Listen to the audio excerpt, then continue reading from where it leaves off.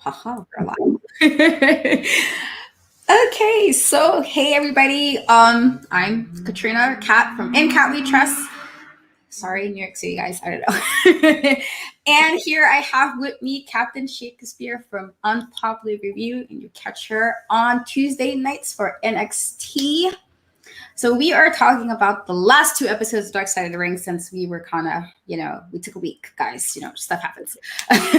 So we're talking about Grizzly Smith and the Dynamite Kid episode of Dark Side of the Ring.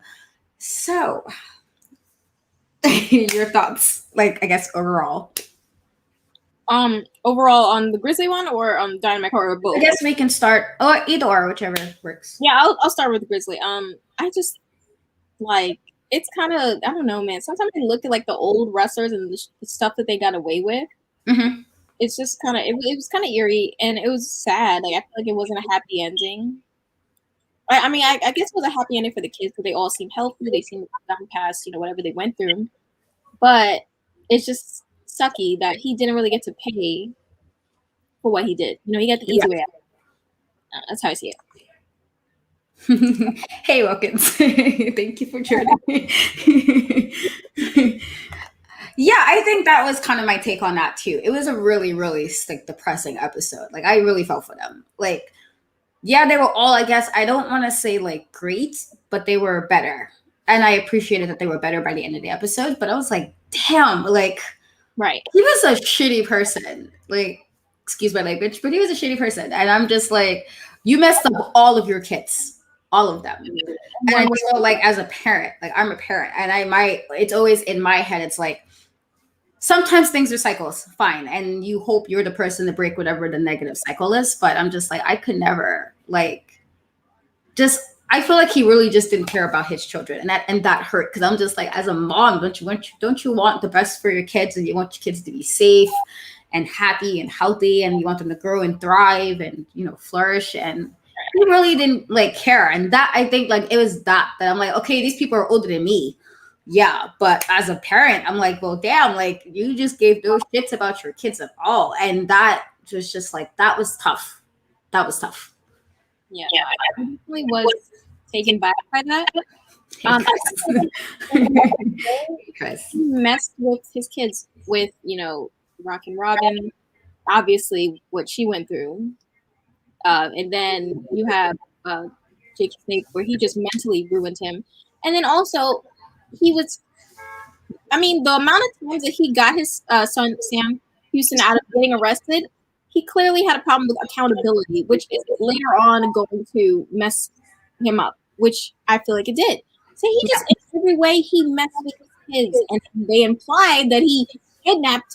Well, I feel like that's what they implied, that he kidnapped the other one, the half sister. So I'm Jesus, Gosh. Yeah, he definitely didn't have accountability, at all. And I do feel like he got away with everything that he did. And not that I wish bad on people, but I do when people do things like that, or they behave maliciously and they do things that they know it's not necessarily the right thing to do, and it's not, it's enough and you did it on purpose. Right. Now I'm all right, I feel like the universe needs to right this in some way. And I feel usually the universe do, but then it's also but did it though? In this situation, I felt there wasn't enough accountability, because you messed up 3 other lives with your it's and then they all became wrestlers, and but the fact that they were plagued with all this personal stuff because of it, and it's just well, this sucks. And I get that this is dark side, and people's what do you expect? And I'm well, no, I don't expect everything to be happy, but you don't expect that either. It was just really, really tough to watch. I thought the whole there's been a few Dark Side of the Ring so far that were kind of tough to watch for me, depending on what the topic was. But I felt this might have been one of the worst ones. And nobody died. No, yeah. I want to put this with the Chris Benoit one only because I think Chris Benoit was such a big deal because of what he did. He had the career, and he was affected by Eddie Guerrero's death, and that's I get that, and I still stand by when I think I first recovered the Chris Brown thing, that he should have probably gotten a therapist and he probably should have talked to somebody, because clearly he dealt with his grief a lot harder than Vicky Guerrero did. Yeah. I feel like he took it even harder than the actual family members. So outside of that, when we got to what he did to his wife and son, then it was like a whole different level. And I feel like with regards to why nobody didn't die, just the level of like things that occurred was like on the level of like, shit, this is hard. Like, this is really like, yikes, like that type of thing. So no, I definitely agree. I mean, I for me, I mean, I didn't even know that much about him until this episode. So for me, it's like I ain't getting to know you. So I felt really bad for Jake the Snake, especially when they touched on the, what was it? I forgot the show. I was like, he did one show and he was like really messed up, like, and it was just hard to watch. When they were showing the clips, like I didn't think they were going to show the clips. I thought he was just going to talk about it. When they showed the clips, I'm like, wow, is really sad. It was almost, yeah, it was really sad to watch when you see a wrestler like clearly going through something beyond, you know, the ring, and it's in there, and it's like a train wreck. I saw. Yeah, it kind of reminded me of that TNA match with Jeff Hardy when he was clearly on, like clearly, and I feel like most people know I'm one of Jeff Hardy's biggest fans, like to the wheels fall off. Jeff Hardy fan, like I'm that level fan, like I'm gonna love him until the day that God forbid he go, like that's my guy. And I know he like talked about it, saying that it was hard for him to watch, like when he got his shit together, like this was hard. And I'm like, yeah, dude, that was sad to watch. Like you can clearly tell that you didn't give, like, at that point, you just didn't really care and you was whatever. And that's kind of what I got from watching that. Like you was just in such a space that it was whatever. And you're just going with the motion. So like autopilot, if that's the word I want to use, like autopilot. So no, it was sad. Like I didn't know much about, like I heard little things, but the level of this I didn't know either about Grizzly. And it just make you definitely look at Jake the Snake a lot differently, because he's the one out of the three, he's the one I like know of. And it makes you look at them a lot differently. Like, you know, you guys really dealt with a lot, and like not necessarily excusing everything. Of course, you know, you have to eventually at some point take responsibility to try to be a better person. Eventually, as an adult, you can't always blame everything on your childhood, but I definitely understood, like, with that, like, Pam, I look at you guys a lot differently with regards to, like, you guys dealt with a lot. It's a lot to deal with, and then all of you. It's not like one of you is able to kind of get out of that. They did it eventually, but you know what I mean? Like, it affect all three. And that was like, you know, damn. Right. I just want to say, and I also want to point out, I admire the power from Rockin' Robin. Like the strength. I mean, I don't even know how she was, like, she just seems like just telling the story. And then when she said when he came to her home with that girl, I don't know who the girl is, but he came with the girl who's clearly underage, and she took a stand. That takes tremendous strength. Not only your father, but this is, you know, this huge guy. He's a huge guy, and he's your abuser, and you're standing up to him. You're saying, no, you're not going to do this to, you know, another person. Not while I'm here. Not while I see it. And I just have tremendous respect for her, you know, just for being so strong through that. Yeah, I have a thing with people, like, when, like, I think Jim Cornette mentioned with him and the girls, like younger girls kind of jokes. And I'm like, listen, anybody who joke like that, that's not a joke. Like, I never find any type of humor and like, let's make inappropriate jokes about people clearly under the age of 18. And I was like, so not only was you like abusive to your children, but he was also a pedo. And I have, you know, things about those. It's like always like, I'm automatic, like, just disgusted when anybody like want to talk to younger people. Like, there's not a whole bunch of adults in the world to talk to. Like, there's adults, find one. Literally. Leave children alone, leave teens alone, just leave all of that alone. So that, I was like, when like Jim Cornette said it was strange, I'm like, dude, people make jokes like that. That's what the yeah. you can't. This is not like you're making a joke like something like something else that's not with children, you know? And the fact that he was just like, well, it was a strange joke, but I didn't know what he was doing. Really though, Jim Cornette, this is what we're gonna play. We're gonna play this like It's not really that hard to assume. And not that you should necessarily always assume that, but I feel like a situation where it's like you're joking like in that manner that I'm gonna assume you're a pedo. And there's nothing like, I'm sorry, like why would you even find that funny? What's the joke there? Exactly. So that I was just like, not only was you that, but you like young girls with you pedo. Like that's just disgusting. Disgusting. Weird. I don't understand. I'm sorry. I can't be like, oh, excuse me. But no. That's nasty. Like, what is wrong with you? Like, there's no, I hate to be disrespectful. No, I disrespectfully, that's nasty. Nasty. Like, ew. Honestly, this whole thing was just depressing. And then you have the thing with the half sister who was kidnapped. And I'm just like, damn, this is really sad. They're just going through so many things. It's awful. Well, not to mention Jake's mom was 13 years old. So, like, I mean, that wasn't a laugh to make fun of it. It was that, like, dude, like, this is what we're doing. Like, you legit, his mom was 13 when he was born. Like, she was a kid. She was a whole child. Like, I'm just surprised he wasn't, like, on, like, I just feel like the stuff that he did, he should have been a lot punished for than he was. You know, like, it's just, you know, he got away with it. Like, he just got away. I guess they made it seem like maybe, I guess he knew a lot of things about people in the town and people just didn't want to, go after him. I'm just like, but at some point you have to, like, he could be as big as possible, but there's a lot of people. You can't let someone do this. Yeah. Sick. Yeah, that's basically. I mean, I really like. Honestly, all I got from that was he is nasty, and I'm thankful that his children were able to get to a better place. Yeah. Just yeah. That's all I got from this episode. Yeah, I've been watching wrestling since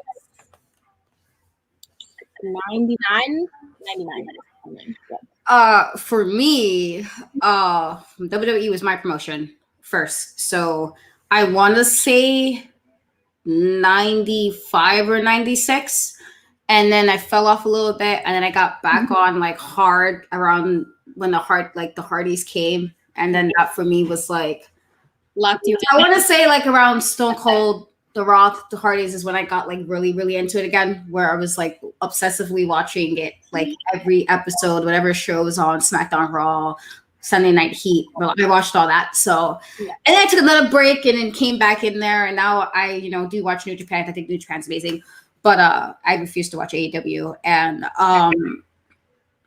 now there's the indie wrestling, and I want to say that's like a few years ago because I had no idea like indie wrestling was such a thing until or like a bunch of my friends started wrestling shit. It's like, yeah, it's right here. And I'm like, oh, okay. And I really enjoyed it. So I guess we could say like 90s for both of us. So I just give a long explanation, but the 90s.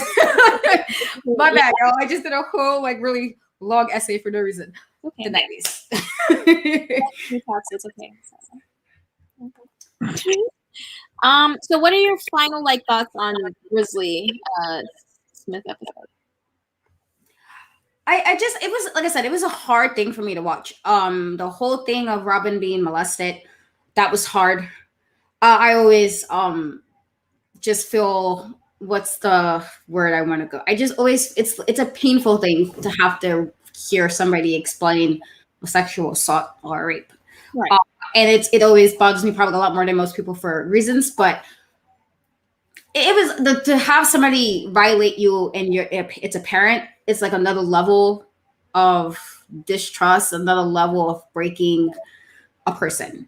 It's one thing if it's somebody you don't know, but it's a different thing if it's a parent or a family member or something. So it was tough, and I'm glad they were able to talk about it, but it was hard. Like I felt for them, I really did. Mm-hmm. I don't really know how they are as people outside of that. I didn't really. Well, I knew Rock and Robin a little bit, but as far as her wrestling. But outside of that, I just like I'm hoping he's just like I don't like to wish bad on people, but I hope he's like burning in hell. Like just No, absolutely. just like he was a terrible person. And like you wasn't a terrible person for like a little bit though. You was like probably a terrible person your whole life type of vibes. Yeah. That's what I got. And I just feel like just I hope, you know, everything that you did to other people came back to you at some point. Or you're suffering for it in your afterlife. Like that's just he's a terrible person. It was really tough. Like I know I complained about the other episodes, like, why are we watching? Like, what is this that like what am I watching? But this was probably the hardest of the season so far. Like it was just like yikes. Yeah. Yikes. So but I'm glad that they were able to talk about it and try to get closure. I don't know if you ever could in situations like that, but yeah. I feel like this episode, because I mean, I never find anything entertaining about hearing about a child molester. So I feel like this episode was more for them to tell their story than it was for us. So for that reason, I'm happy that it happened.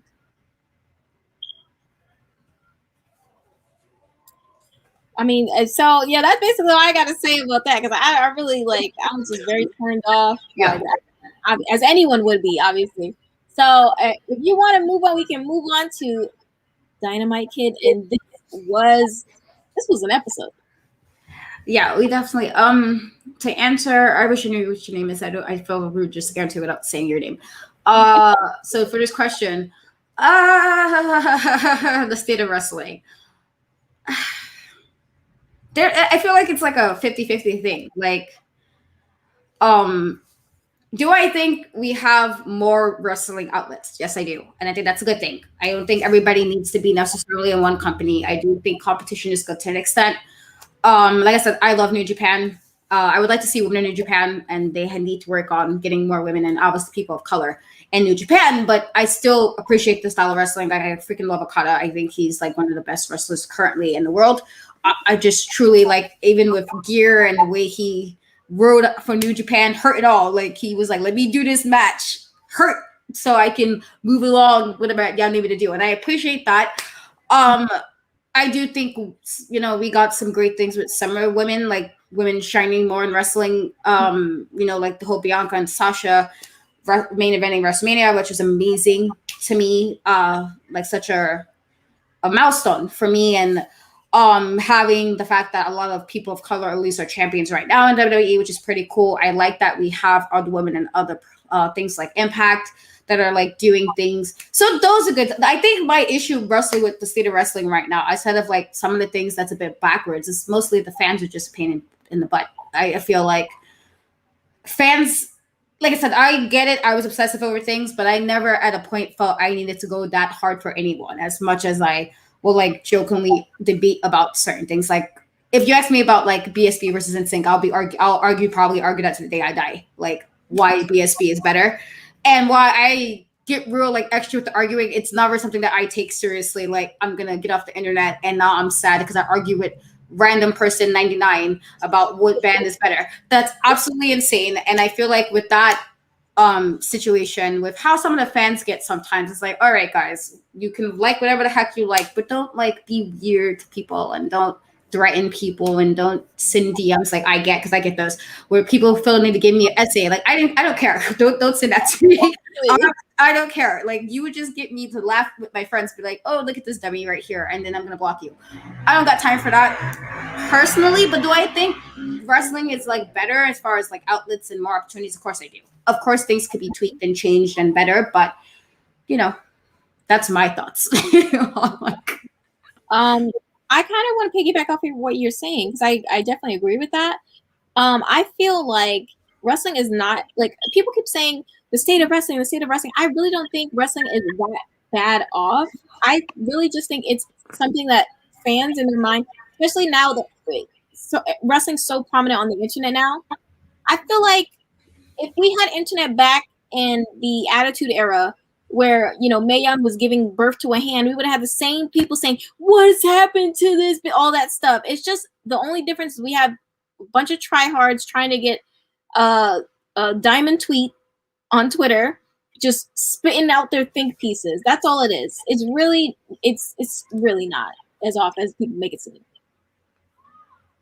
Yeah, that pretty much sums it. That pretty much sums it up. Like literally, it's like obviously there's good and bad in every company. That's just what it is. But I have my reasons why I stay away for certain things because I just don't got time for shenanigans. I just feel like if people will not take everything to heart and not get so angry about things that does not concern them, like it's like how is some random person you don't know messing your day up because they don't like what you like? Like you really that upset about it? Like. Right.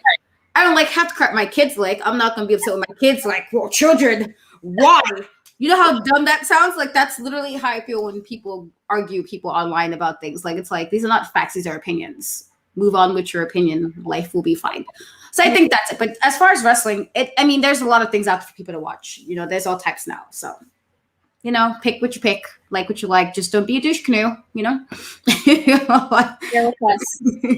Hey, Willie. All right. Well, if you're ready, we can move on into the Dynamite Kid episode. Yep. I learned a lot in this episode. I was not obviously I know of Dynamite Kid. I feel like there's certain wrestlers you just know of, and you've seen stuff, clips, and all that stuff, and you know how influential they've been. I wasn't that well versed on his personal real life, and so this was a lot for me. I'm like, oh, yeah. Wow. What did you think? I did enjoy. It was a nice little change from the last episode. Because the other one was a bit heavy, so it was like okay. And I do like this is the first time I think we saw Lance Storm talk on one of these. So that like I always. Yeah. Not anything about Lance Storm's wrestling ability. I just always felt Lance Storm was kind of boring in the ring. Like there was never nothing that stood out with regards to like character wise or mic work or anything. He was a solid worker in regards to like his wrestling style, but I always felt like he was really boring. So it was kind of nice to see him talk about it. Like, Dynamite Kid kind of ushered in certain style of wrestling. And I thought that was cool. And Mick Foley's because he considered him like a hero to him. That he felt like he contributed a bit to the slide. And I'm like, yeah, I guess I can kind of see that with that kind of hard hitting, like quick style of wrestling. And so that was like nice to see. And, I guess also somebody who wasn't like American, like, he was from the UK, I believe, right? So, well, yeah, like the other half of the British Bulldogs, but you know what I mean? Like it was nice to kind of see something that wasn't like necessarily American born or anything. So that was cool. I appreciated that.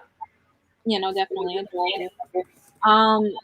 it was just, I would say it was a little sad just seeing the slow decline. Like it started so like upbeat, like this guy, he ushered in a new type of wrestling and he did this and, him with, Brett, which I thought was cool, you were talking about that so much. Yes, if you want to, we could start from the beginning. So, we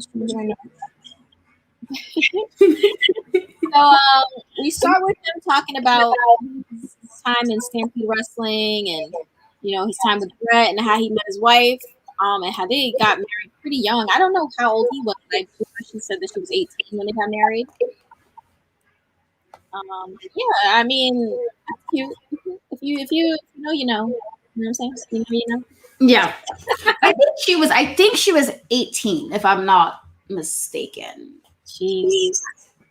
I think she was 18. High school. You ain't know yet. It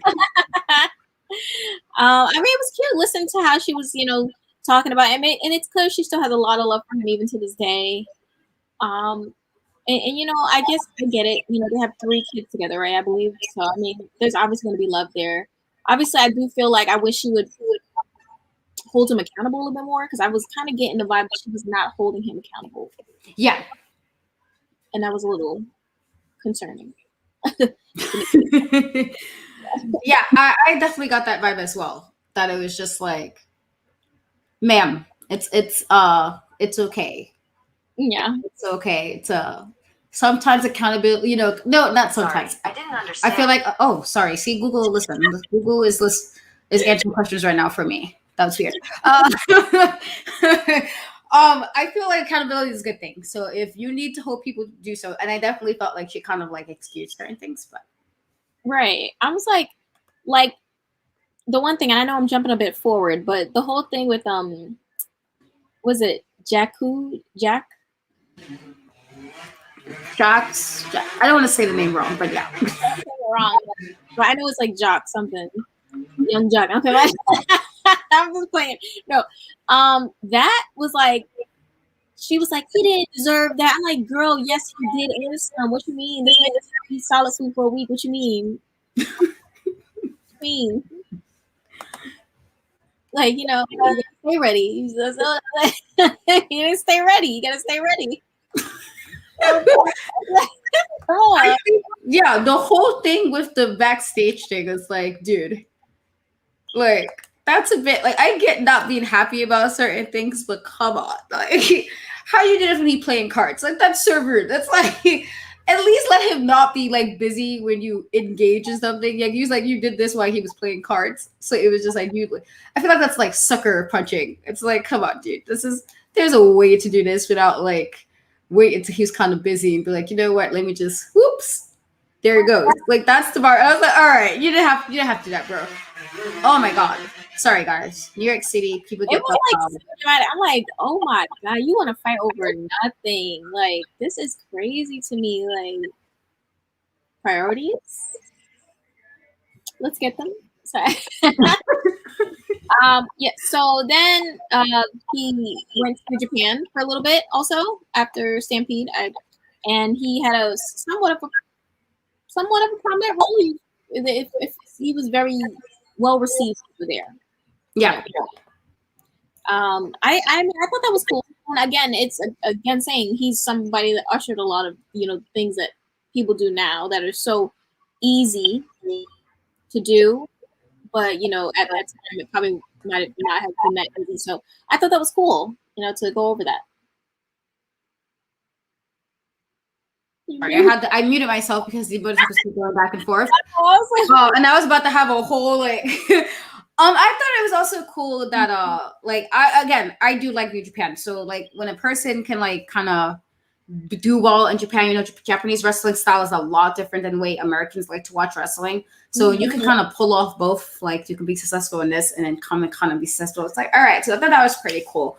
I just felt like, there's a lot of like stuff with him with some like the backstage. Like I don't know how many incidents he had with that Jax guy, but I'm like, all right, there was a lot of incidents, and I'm like, this kind of gave me the vibes of like, even though with the Scorpio, with Stone Cold, from the episode of the Korean Collision in Korea, when he was talking about beating that was like a plane ride, a weekend of episodes of you fighting. And that was the way they was like in that mode. It was like, y'all really had these many backstage altercations. I was just like all the time just ready to throw hands, like type of, that's the vibe I got from that. So I was just like, all right, okay, I guess Dynamite Kid. I mean, I get it. Because I mean, sometimes the guy was wilding. You couldn't do that to me and I wouldn't want to react. That's why I'm not a wrestler now. Literally why I'm not a wrestler now. Because if you do the one wrong thing in the ring, we fighting outside the ring. So that's why I'm not a wrestler. So I guess in that regard, like why you was ready to fight him. But I don't know. It just seemed like that was a lot of like mention in that as if that was all his career. Which is like, well, damn, bro. How many altercations did you have? Right. I'm like, what she was doing. And that also speaks to the toxicity of, the wrestling community, like backstage, in those days, the things that they were able to get away with. I'm just like, and it has nothing to do with, oh, you're soft today. Because, some people like to say that they're soft because they don't want to be just running in the back, coming from the gorilla position, like fighting. It's just, I'm glad that it's not like that. Or at least, from what we've heard, it's not as prominent, all that toxicity. Because I'm like, what a toxic environment to go to work at. Just like, dude, what fighting? Like, just chill out. Yeah, I feel like that's why I was so annoyed with that whole Undertaker statement. Like, when he said that nonsense. And while I get to an extent of having a tough exterior to an extent, like meaning not the person who gets on social media and cry about every little thing. Because I'm like, all right, unfortunately, if you're in the public eye, and I'm not saying this is okay in any manner, yeah, do people get real bold online because it's online? Of course they do. Yeah. People do it to regular people all the time. Like even people that's not famous, you got somebody who feel they can be bold enough to be rude to you online or say things they probably wouldn't say to you in person. And then I understand, like, no, you don't have to tolerate that. But then there's people, like, no matter what situation it is, you're on Twitter complaining. Like, if you don't get on Twitter and do something, like, this doesn't warrant a Twitter reaction that you're sitting here, like, all just crying. So in that regard, I understand. But in regards to, like, the whole, like, okay, well, they're backstage playing video games. I'm like, not that I'm, like, a hardcore gamer, but I would rather the guys play some video games and live longer. Like, I mean, I want to see my wrestlers I like live a lot longer than worrying about, oh, well, they got stabbed up in one random backstage fight, and now this person's here. Hence, what happened to Bruiser Birdie, literally that backstage, rowdy, like to the point where, unfortunately, his reputation for being super hardcore and always in kayfabe. Nobody cared when he died. They took it as, oh, he was just this crazy American wrestler, so he must have deserved it. Like that type of vibe. I'm like, that whole backstage, like, we got to be like this in the back and rah rah rah all the time. It's like, well, look what happened to people. Right. And this is not downplaying that at all. It's just, I'm glad now people are like a little more like having fun. Like I think I watched last weekend. I was watching this video game thing with the Usos, and I think it was part of Xavier Woods thing because he was the one recording, but they were playing some UFC game. I actually played the game. So I was like, okay, I know this game. I played this game. And just like the couple of rounds they had and the vibes of just the backstage watching them play, and like Seth Rollins got like really into it in the background. Like he's like, oh, and I'm like, oh, he looked like really involved. And then it was funny because I think at one point Roman Reigns was like, this is why I rock with Jey Uso. And I'm like, look at y'all. He was already telling us years ago that he was going to have this whole Jey Uso be his right-hand guy in his storyline. And why I know that's not what it was. It just worked perfectly that he said that. He was like, this is why I was always with this one right here. Mm-hmm. And, it was just fun. Nothing like, it was competitive, but it wasn't like anything really crazy. It was just a video game. And so for that, I understand. Like, yeah, I am glad wrestling is not real crazy now. Because I'm like, all right, I want to see my faves be able to be like 60 and not like hurt or dead or something else. So right, over something stupid and trivial, just to do it. Yeah. So exactly, I'm very happy with the states. I'm not backstage, but the wrestlers is a better environment, and that is great. That's what I want to hear.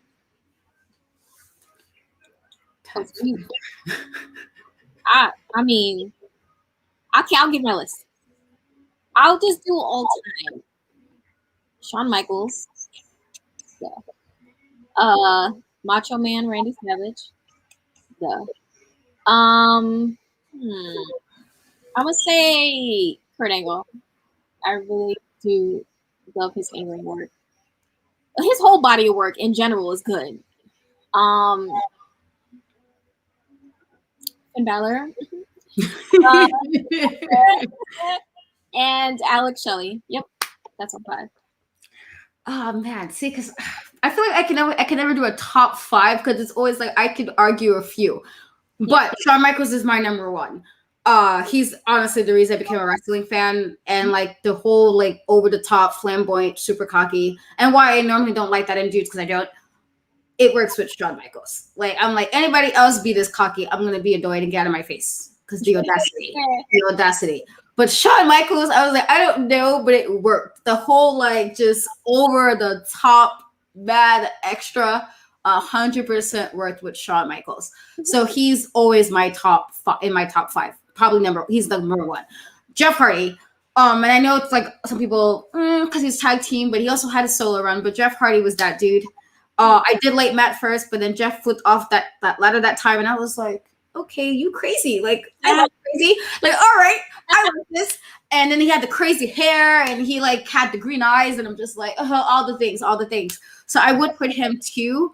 I feel like I can argue with other few people though, because I feel like I would consider. I do appreciate Kurt Angle. I feel like he's all around solid wrestling. Mm-hmm. There's not many people like Kurt Angle, just solid wrestling. And then I think I watched a few of his podcast episodes, and I'm like, yo, this is why, bro. This is why I appreciate you as a wrestler. But then I've grown to appreciate Randy Orton. Like I hated him as a kid, but I feel like as an adult, I honestly appreciate him a lot more than I did. Like his heel work and the little things he does in the ring that people don't realize, and even certain moves. I think it's a certain slam he does that I'm like, he's one of the best to do that. But then I can argue about like The Rock, because I feel like why people like to take him out of things because he's like Hollywood now. Let's not ignore we wouldn't have SmackDown if it wasn't for The Rock. Let's not ignore that the over the top with the super 100 catchphrases and all the stuff that the audience knew. We wouldn't have a lot of that extra if it wasn't for him. So I have to put him up there. I just feel like there's too many options for me because I can really put, and then I guess I'll say Okada because I do like him. I think he's an amazing wrestler. He's a great storyteller, and he's also has a lot of drip, as people like to say. His Wrestle Kingdom, I was like, oh, okay, you just have the whole like the jacket and the. All right, Okada. Like, I'm kind of mad I ain't seen this in person, but all right. And so I think he's a phenomenal wrestler. I don't want to hurt feelings and say he carried Kenny Omega, but I don't want people to send me hate now. So I'll just say those are my top 5 for now. But I can really argue a few for different reasons. Like I didn't even put my women wrestlers in this, and I probably should have. So yeah. I feel like I feel like I'm on the spot, so I'm just saying the first like thing. Yeah, I feel like I gotta really think hard. But let me get my list together. But Shawn Michaels is always number 1 for me. Always. Yeah, that's the only thing I won't change. So, speaking of bouncing off of what we were talking about toxic backstage shenanigans, now we move into the Dynamite Kid. He signs with WWE in 1984, and they said that he instantly got into steroids.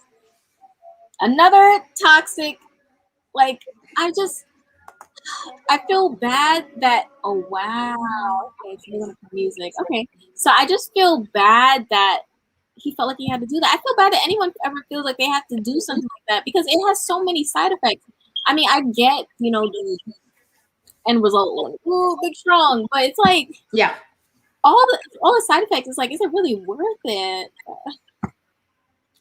See, and yeah, that's like I get to an extent. Like, I mean, I don't want to say I don't think people should, but I'm guessing like in a situation like wrestling with the one person at one time can take your spot, and it's always like trying to be on the top all the time and trying to get the money and trying to be the headline. And so I get that respect, but yes, there is a lot of side effects to it. And I've never heard a situation somebody use steroids and it's a great like outcome. Like, well, you didn't have all this bad stuff happen to you. I don't think I've heard anybody say, well, I use steroids and it happened bad to me. It's always either straight denial, like, oh, I'm not using steroids, when clearly they probably are.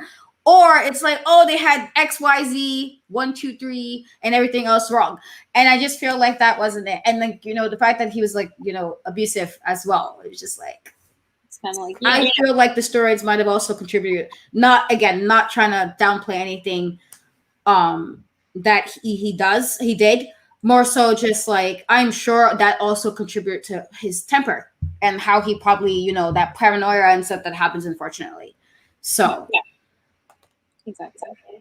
Yeah, and also when they were talking about me too, I hope. Yeah. That's very nice. That's very nice. Thank you. That's awesome. Thanks. Yeah, definitely.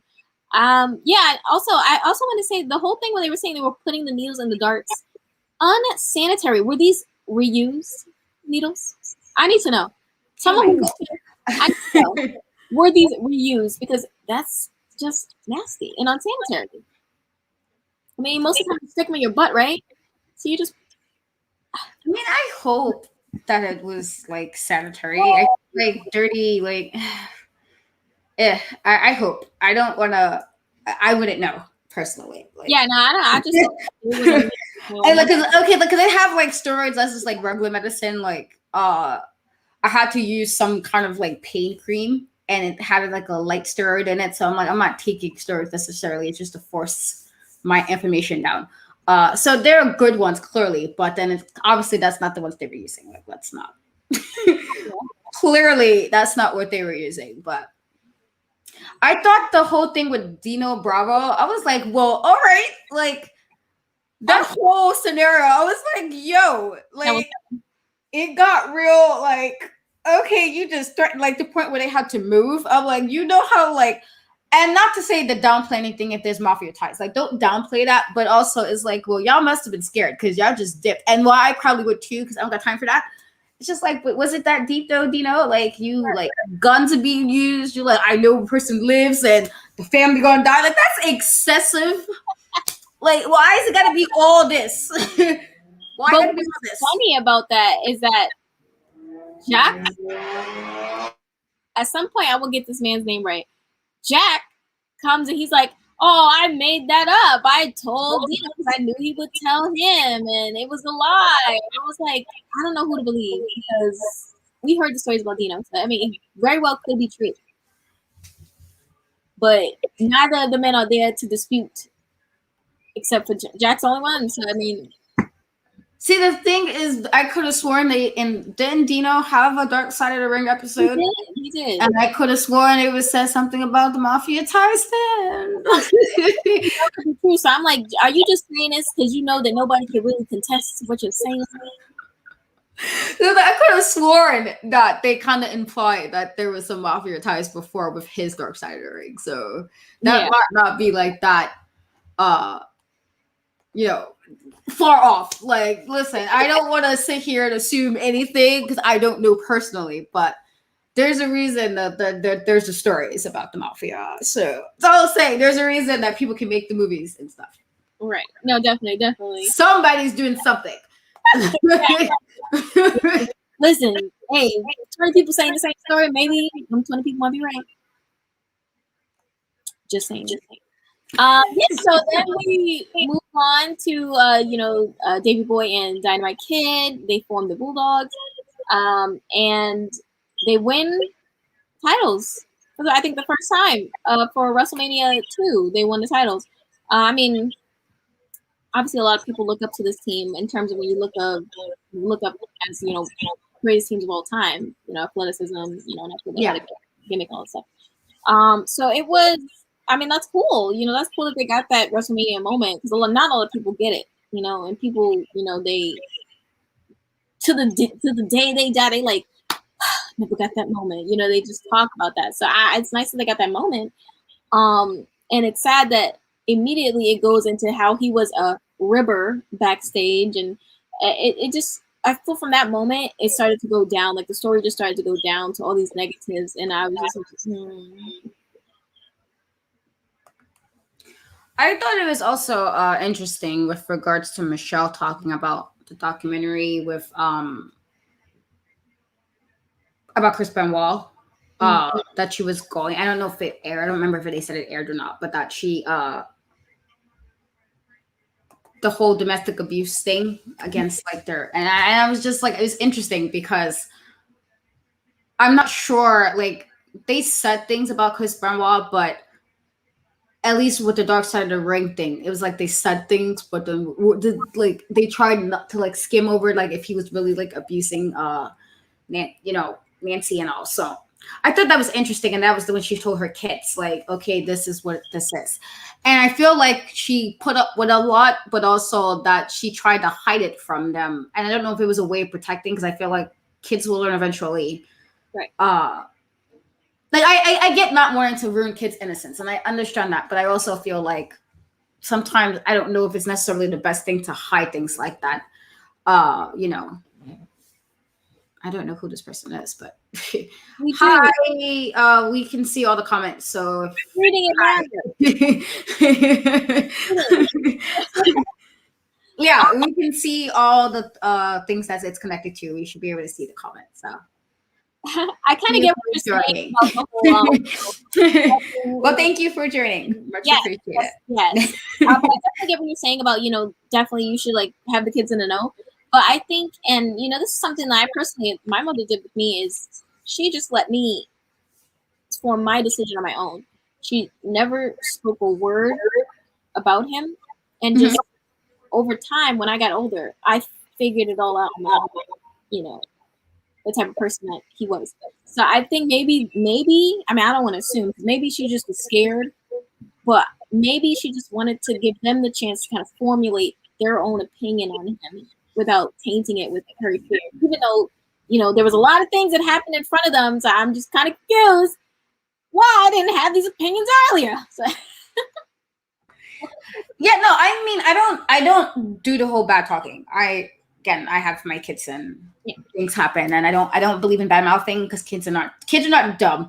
I know people like to baby children, and I'm not saying don't baby and protect them, and that's not what I mean. But kids are really smart. They're a lot smarter than people give them credit for.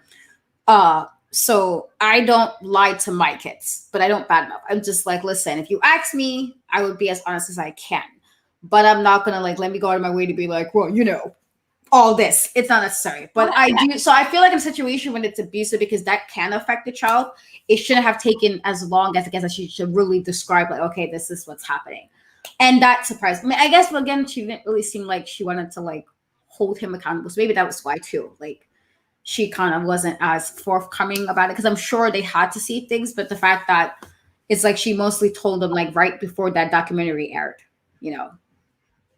Yeah, no, I definitely get. I just feel like she's a woman who still was going through. Like I even think still not just like listening to how she was so defensive of him in the interview, and in spite of what she said that he did, just spoke volumes. Just kind of like she's not there yet to really admit to what she dealt with and how he was. And I get that. It's everybody comes to it in their own time, so I'm not even gonna knock her for that. I get it. I just get it. Yeah, no, I mean, long-term goals, no. Kids should listen. I changed my career goal about like 50 times. Yeah. So I'm like, oh, I don't want to do this. And if it's one thing, like, listen, according to me, I should have been like a singer at some point. Okay, I had the tools, and then I was like, I got to perform in front of people. Ew. And that went out the window. And then I was like, oh, I'm gonna lock people up, I'm gonna be a prosecutor. And then, that didn't happen. So I get that in regards to long-term, but I mean, what I mean is like, just like when people's like, oh, but they're a little kid. And I'm like, kids, listen, they're smart. Like you be listening, ever just sometimes just be around a kid and listen to them talk to friends, and you'll see that they're not like, they might be not as like hard as we are, or like, as pessimistic as we may be as adults, because life happens, but they're not stupid either. I'm a firm believer in let's not do that. Like let's not treat kids like they're dumb, and not baby them to the extent where you're like, if they have issues and we are not aware of them, those issues, we're like, oh, you got nothing to worry about. It's not a big deal. Because that's like, let's not do that. Like life is hard, even for kids. So no, definitely. So, well, yeah. I also think that's parenting too, though. Like I said, I didn't talk to my kids like they're like my youngest is 8, and like she's a, extra mommy. But also I talk to her like, listen, this is what we're gonna do. This is what it is. If you feel you have to talk to me about something, we can discuss that. And there's nothing like, oh, but why are you complaining at 8? What you got to come? So I feel like it's that. I feel like it's also like, you got like obviously know your child, but also don't think your child is really, I never believed in like babying my kids to that extent. Anything that's ever happened, I've always very honest and, express yourselves, and whatever you feel, we don't have to necessarily agree, but we can talk, and you can always count on me to listen, or whatever the case may be. So I feel like in those situations, that's the best way to handle something gets really crazy, because I've had things in my life that wasn't the best either. So it's like, can't lie to them. Like they gonna figure it out. Like don't, like I said, don't badmouth people, but also don't lie. Like you have to be able to hope that they can take that what you mean is not like you're trying to harm them. At least, well, good. Let me clarify. Good parents. Let me clarify, because clearly we just talked about somebody who was not a good parent. So let me clarify that. Good parents. Yes. Yes.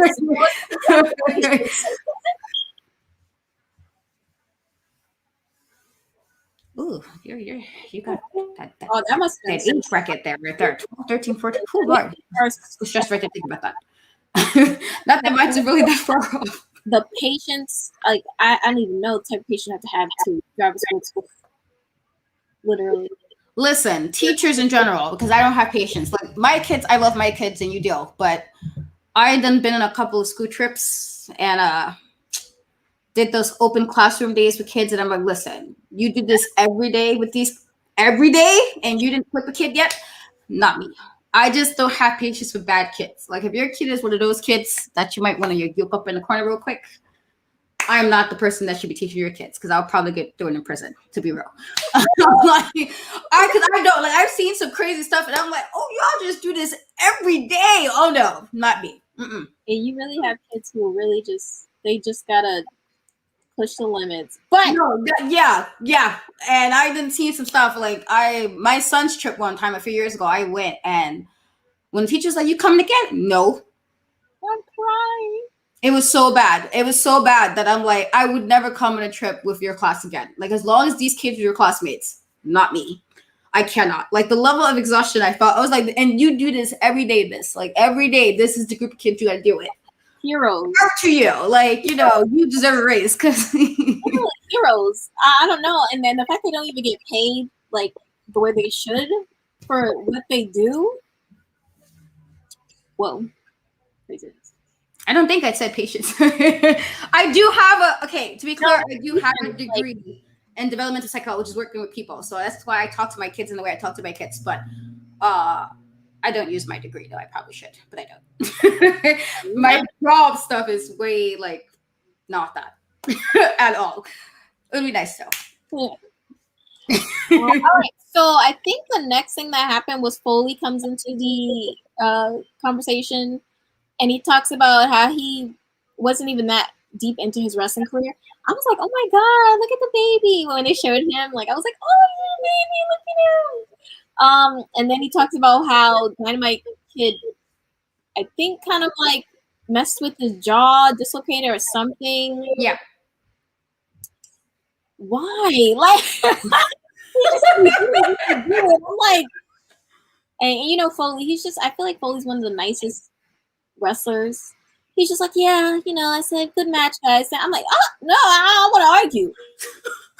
Right? Oh wait, listen. This is what I'm talking about. I can't. This is exactly why I'm not a wrestler, because no, I'm gonna always be feeling like, so you want to fight them? Like that's like, and I know that's bad, but that's literally like how I feel. Like, it's like some of the stuff y'all was doing, there's no way we're gonna be like kumbaya. Like, so you want to fight? Okay, right. Backstage, we fight. Got in the ring and said, I want to dislocate a jaw today. What's wrong with you? Yeah, there's no way. There's no way. I do feel like Mick Foley. I don't know if like at any point he was ever, but I did. Every time you hear him talking, I'm just like, you seem like people tried you just sometimes, bro, and you just was like, no, it's fine. I'm like, no. You can like be nice and let people know you're not the one. Like, I feel like there has to be a line here that you can do that and let people know that they're not the one. You know, like, I just for him. I was like, exactly. I felt like I was more mad about the situation than he was. You know, like I wasn't even like, I didn't even know this happened, and I'm feeling like, so you just let this rock, Mick? This is what you do today. I don't know. He's too nice.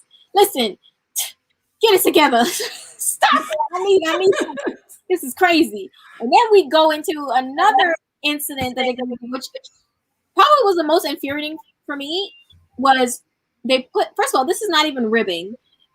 You know, when you rib someone, it's a joke, and you know, everyone laughs. Yeah. Sleeping, you're drugging someone first and foremost. That's not a joke. It's not, no one's laughing. First of all, it's a sleeping drug, so he can't even laugh because he's knocked out because you drugged him.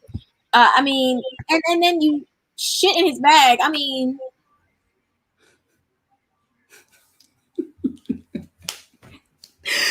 listen.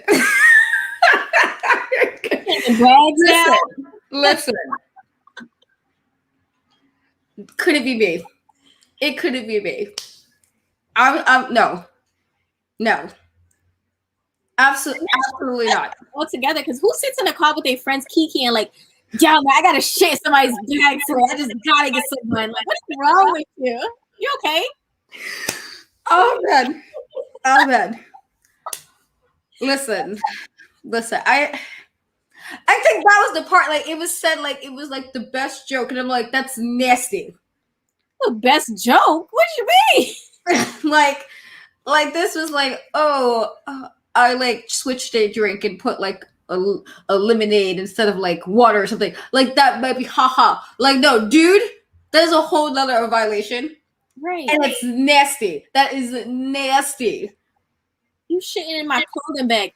You shitting in my bag. I got my toothbrush. I got my t-shirts in there, my unmentionables. I got shit all over all my important stuff. What's funny about that? I know I'm laughing right now because it's not funny. I was laughing at what you said, how you said it. Like, seriously. And then he shaved his eyebrows off and his hair. I'm like, now this is sick. Where is the joke. Man. I'm really waiting. Where is the joke? Like, what's the funny part? Oh man, yeah. Listen. He was wild.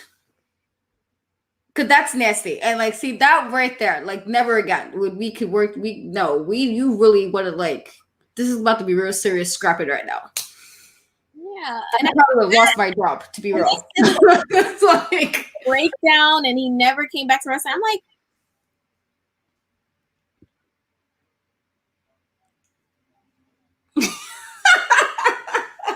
I don't even know. I don't even know.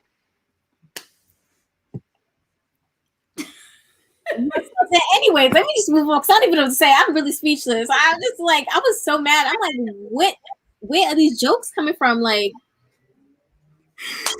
oh man, yeah. Listen. And then the thing was, it was like when they got towards, like, when Mick was talking about, like, everything, and he was just like, he's just one of many who just lit the job. And I'm like, first of all, we gotta stop acting like this. Just everybody's doing this kind of stuff, because yes, a lot of wrestlers do some kind of side eye and stuff, but everybody's not just doing some of that. Like, that's not what everybody's doing. We're not gonna hear and act like this is what. Oh, I'm a wrestler, so this is part of, like, the life plan. Like, no.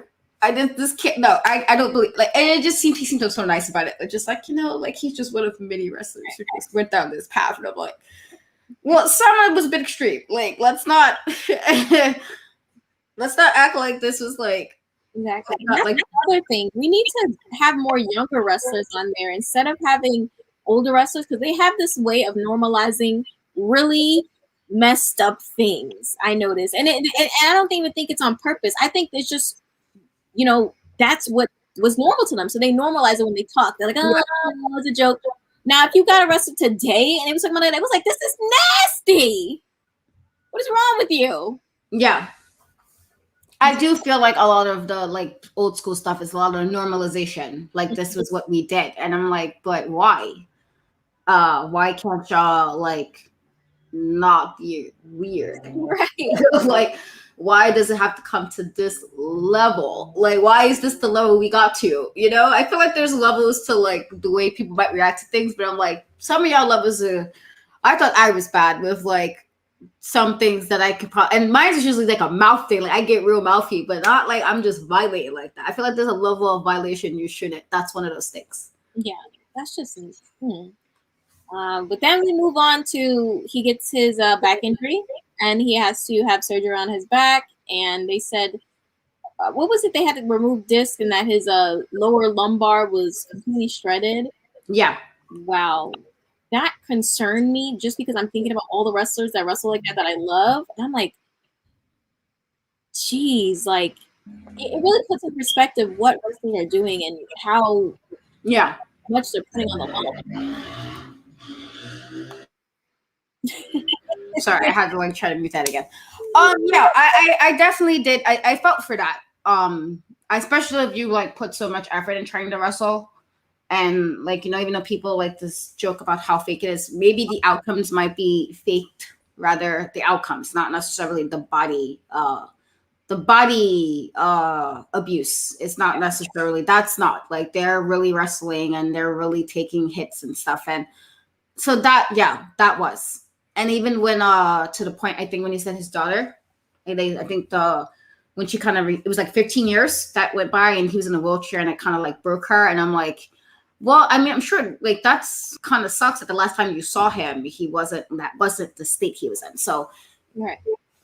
Like that, like, you felt a little bit like he did some wild stuff, but you did feel a little bit like, damn, like, this is what it came down to, Yeah, no, I mean, that just sucks. Like, that happened like that. You put your body on the line like that, and it kind of, I mean, it just sucks. That's why I'm always for, like, people get mad at, wrestlers like, the Miz and stuff for playing it safe. But I'm like, look at what happens if you don't. Like, at the end of the day, you want someone to give their life and body to you. Like, chill out a bit. Like, I want to see good wrestling, but not at the expense of someone's life and, like, living comfortably, And so then we move into the fact that I guess he started becoming, I don't know if he was, they didn't say specifically, but I'm sure he was on pain medication, and I'm sure, that probably had an effect on his mental. And his wife said that his temper got worse, obviously, and that he was having a lot of back pains and crying at night, which I feel for him. That's terrible. No, I did. Like I said, I feel like at that point it was just like everything kind of came back, and it sucks. You hope to get out of wrestling and in a decent enough space where you're not like broken up. And I feel like for him, he was losing a lot of the things that was useful for wrestling. It was going once he stopped, and that's unfortunate. Especially like again, not saying and. I don't like I don't like to wish bad on people, but you could say this is like kind of karma for some of the things that he was doing. But then you do feel a little bit like, oh well, the empathy a little. It's like, damn, this kind of sucks. But also like, well, you kind of did some bad things though too, bro. Right. Like, what if this is just like your karma for that? Right. He did do a lot, and the fact that at that point half the bad things he didn't even happen yet. Yeah, is insane to me. Then I mean, I guess they moved into. He got mad at his wife because she didn't want to drink one night and shoved her in a closet. Yeah, which was like a level of like that's like I didn't really understand that. It just seemed baseless. It's like, what was the reason behind that? And then again, I say she's not a place to really like hold him accountable, because she's like, well, he made up for it when he found out I was pregnant. I'm like, there should never be a making up for putting him in a closet like a dog because he doesn't drink. There's never should be, let me make up for putting her in a closet because I was upset she didn't drink. I don't know. Yeah, I feel like a mix of that is just because she was abused for so long, and sometimes you make excuses. That's true. You make it as bad as some things are. People will still be like, but maybe if I did this differently, and it's unfortunate. It's really unfortunate. Yeah. So after that, his stint with WWE shortly ended somewhere after that, and they expressed how he said that he really didn't enjoy himself in WWE, and it's fine. I mean, I guess everyone likes certain different paces. I feel like every company has a different pace. Yeah. And the environment is different everywhere you go. So and he went back to Japan, and that's when he was dealing with the wife, being pregnant still in this time, and she had expressed how she was very depressed in that time, and didn't want to bring another kid into their situation that was already pretty explosive. Yeah. I mean, that's it sucks. That's the worst. It more made me sad because obviously they say women when they're pregnant they feel things. Yeah. And you got to worry about postpartum and all those things. So I felt bad that she was in that state. I really do. Yeah. Pregnant women go through a lot before, during, after to become a parent. So,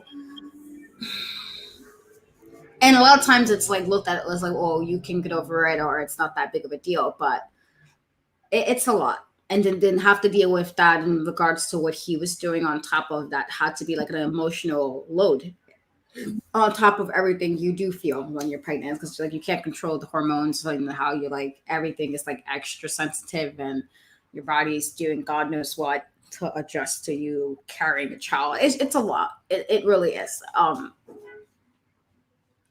So it's unfortunate that she just had that was what she was. And I know people say, oh, why didn't you just leave? And just the thing with abuse victims is not always like that easy too. It's not always like, again, clearly, even though he's been gone for some time, it's still like the whole like, well, but like as if it's not that bad.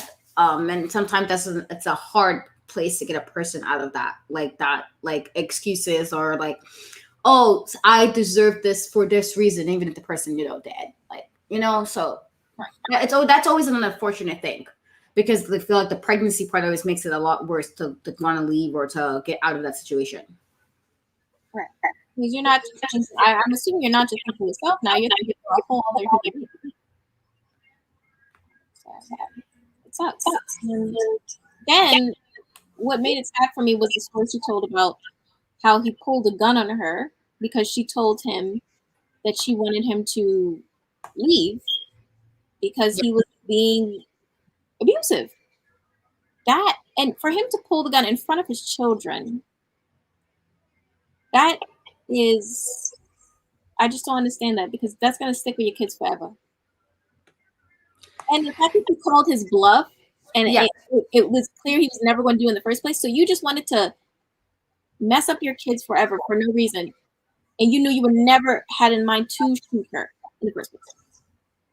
See, and I guess in that scenario, I don't put nothing past anybody. I feel like anybody, if they can do that, they probably could shoot. But I feel like you shouldn't have done that, though. Like, why? Because that does mess with not only her, but those kids. Like, this is what unfortunately, those type of things which are very toxic, this is now your kids are like, okay, well, this is okay because my dad did it, or this is okay because my mom kind of settled for this. And you hope your kid do the complete opposite and go in the opposite direction, but that's not always the case. Things like that unfortunately repeats itself, because what it's what you're used to. Right. So that I was like, come on, dude, come on. Like, he was violating her a lot, and I feel like she just kind of took it. I feel bad. I felt bad because she kept almost making excuses after every terrible story she would tell. Afterwards, there was some way of kind of like downplaying it. I feel bad, and I just want her to get to the place where she can finally acknowledge that this wasn't okay, and you can't excuse it or make excuses for it. No, you can't. You can't. I feel like that's kind of why he kind of died in that manner. Not to wish bad on anybody. I just feel like he was like alone. Yeah. He was really messed up. And I feel like this is all just like the common arounds of the things that he was doing. That's a valid way to look at it, honestly. Just when you and the fact that I was looking on Twitter, and people said there was way more stories of backstage things that he did that weren't even discussed, and I'm like, oh my god! So you're telling me there's more? Like, yeah, this was a lot. It's it's kind of bad, and I again, I feel like every week we're always looking around a new wrestler who actually was kind of awful in a way, and it's like it's like you want to appreciate the body of work because obviously you can't take away someone's talent. Yeah, like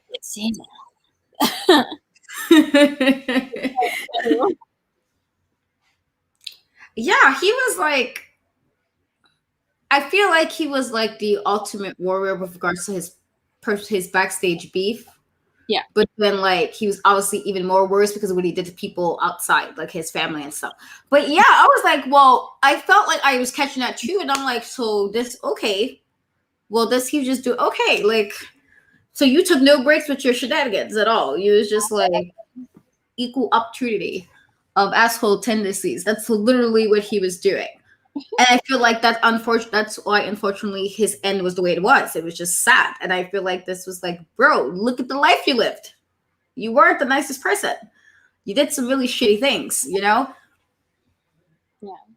And then he had he finally moved back to England in 1991.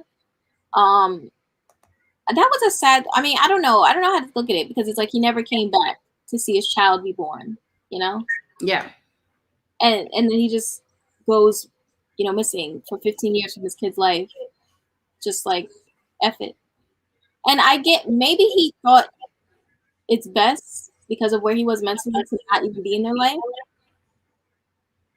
But then also, I do know probably the kid was probably like, where's my dad? It's just a sucky, it was a double-edged sword on both sides. There was no positive way to get out of that. Yeah. terrible. I feel like that's what he needed to, as far as to get away from her. I know he missed his child's birth, but also, do you really want that around that your child? Like, do you want that type of behavior where you can do that in front of your other children?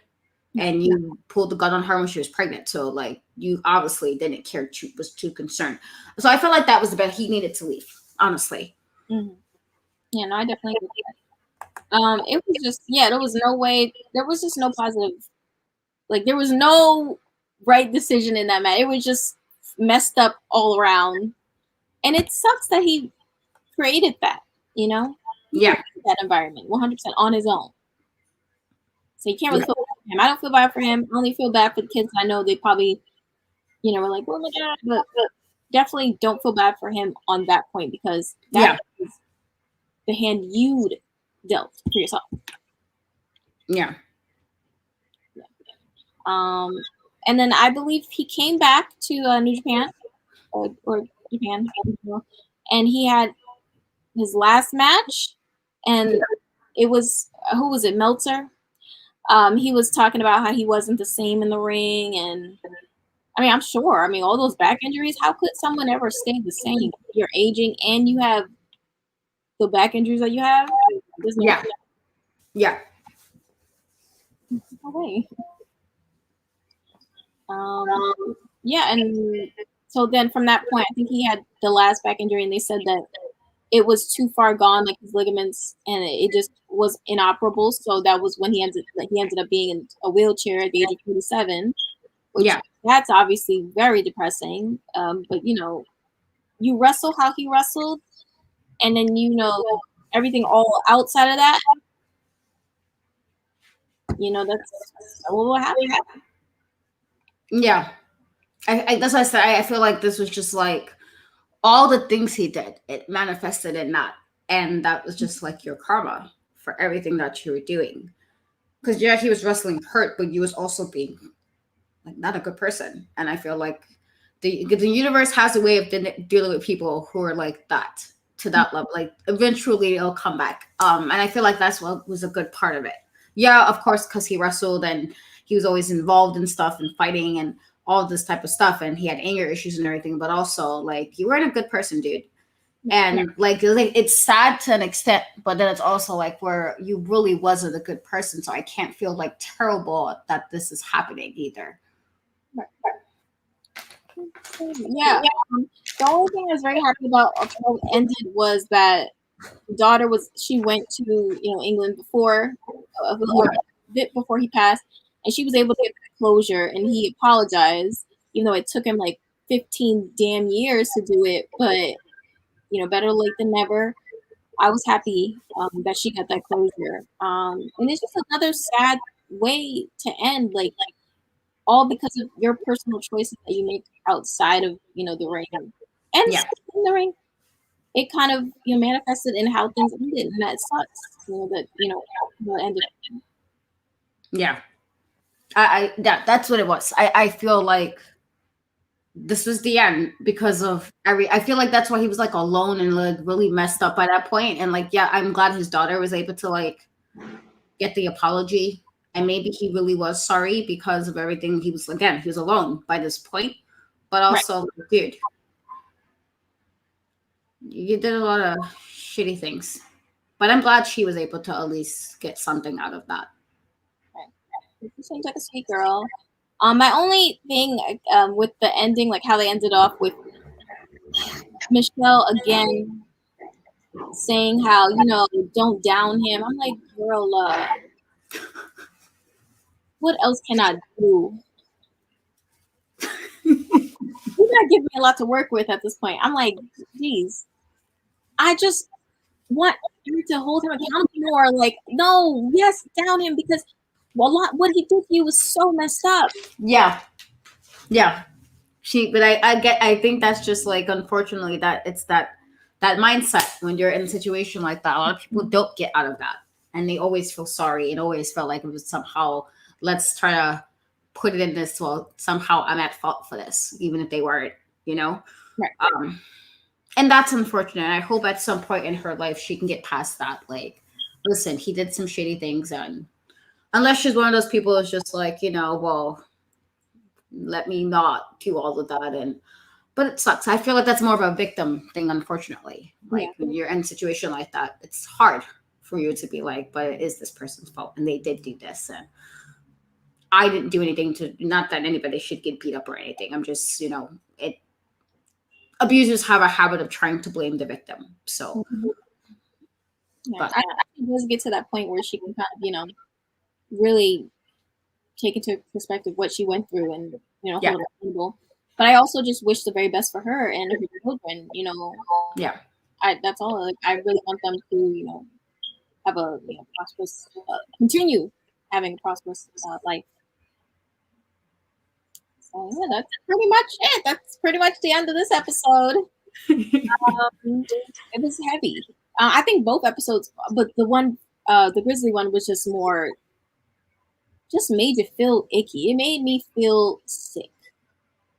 Yeah, because both of them were like shitty people. They were. Yeah. But I feel like with regards to I don't like abusers. Let's be very clear. Mm-hmm. But I'm also a little extra about pedophiles. So it's like, don't mess with children. Let's not, don't be that person that you have to mess with children. Right. Children should not be attractive to you. I am sorry. I learned about mental illness my behind. Let's not blame mental illness for that. Don't be a pedophile. So I feel like that was why it was harder for me, because it was like, you're messing with children.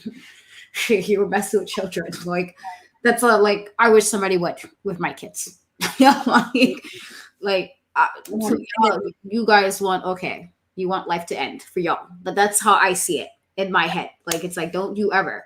So that's always it's always a funny thing with children. Like, don't mess with you. Like, don't be that person. Like, can't you just talk to adults if it's that deep? Like, so many adults, literally, you can go to the supermarket, they're there shopping. Talk to them. But yes, so I don't know. Is this the last for that the little break? There's supposed to be a break, right? Yes, this is the break because it's 7 and 7. So this was episodes. Dynamite Kid was episode 7. So we're at 7. How long is the break though? I don't know.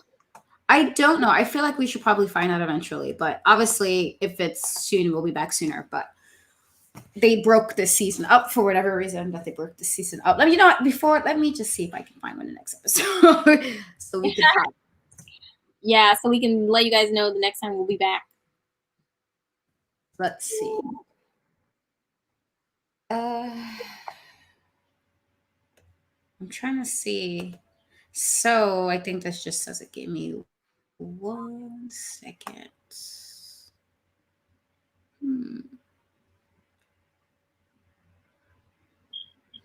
Maybe I read this wrong.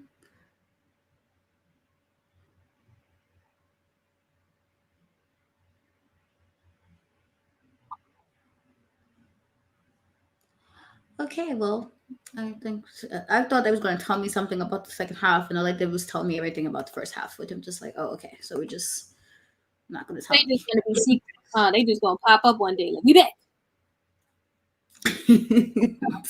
Wow. Yeah, I don't know when the other half will start. That's kind of sucks. I guess they'll tell us or something. Hopefully soon. Yeah, I hope so. But when we find out, you guys will find out, and you can know when we're going to be back with, the reviews. Yeah. But as far as other things that is happening, you can always see Shay on Tuesdays for NXT. After NXT, talk about NXT. Obviously, UPR has Monday Night Raw, AEW, SmackDown. And then there's the entertainment portion, which I have no idea, like I said, anymore, because it's a lot and I don't like this too much. So they have a lot of entertainment episodes. You can definitely catch them there, and Twitter, Facebook, all that good stuff. And then as for me, you catch me. I do a lot of stuff now, so it's like, I'm here and there, but I have my wrestling interviews. I have my anime stuff that I do, and occasionally, again, UPR will have me pop up and stuff. So, whatever. And if you are in the, because I just found this out, so, well, not just like today, but this week. I will be doing backstage interviews for the Black Girl Magic wrestling show that is going in Jersey. So that's pretty cool for me. It's like a in-person interviewing for me. So it's like I'm nervous, but I think it's like cool that Tay Norman, who's the promoter, asked me to do it, and I'm like, oh my god, yay! Like, why me? But also yay, because I, So if you're there, you will probably catch me there at some point in like all professional gear and professionalism and all that good stuff. But that's about it for me. Like, I was literally like just running, and occasionally you might catch me live tweet for Women's Wrestling Talk podcasts, which I will sometimes live tweet for SmackDown, because Roman Reigns is life and all, and he just makes wrestling amazing. And like, you know what, let me just talk about him throwing Dominic over ropes and all. It's great, it's fine. So yes, just make sure you like, comment, subscribe. Thank you guys for joining us on a Saturday, as you guys always do. And we hope to be back soon enough. Like, I really don't know. I guess whenever we figure it out, we can do like a little promo leading up to the next episode. But I honestly don't remember when the next episode is. I probably should have figured it out before, but we'll be back though. Just know that. When we know, you'll know. Well, that's that. I think we did this 2 episodes in a good amount of time. We're good. Yeah, we definitely did. We put 2 episodes in this. We double duty, like we said, double duty. We did a good job. Okay, guys, I hope you guys enjoy the rest of your Saturday. Be safe, have fun, and we'll catch you guys soon. Bye, guys.